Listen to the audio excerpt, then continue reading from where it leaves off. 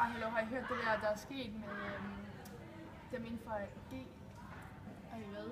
Det var bare sådan med, at der var nogen, der havde været sådan mega onde over for hinanden, og jeg synes bare, altså... Hvem var det ikke ham, drengen, der har gjort det? Jo.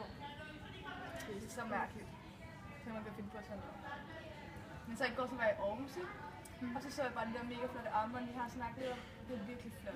Men min mor vil ikke give mig det. Sådan er det altid med mødre. Ja, så skrig. Jeg skal ikke så meget. Hvad er dig? Jeg skal udspille.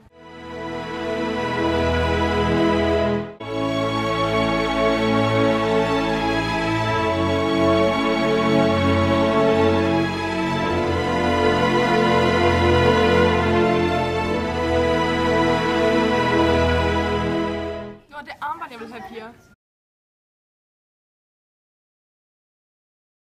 Jeg går lige ind og lægger mit armbånd. Okay.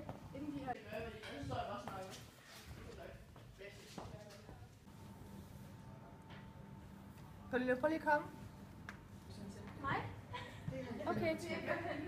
Jeg ved, hun har fået et nyt armbånd. Hvis du tager det til os, så kan du komme med på fredag, når vi skal i byen, hvis du vil.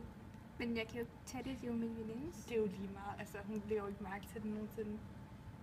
Jamen altså, det kan man jo ikke bare gøre mod sine veninder. Er det ikke rigtigt, Silla? Det kan man sagtens.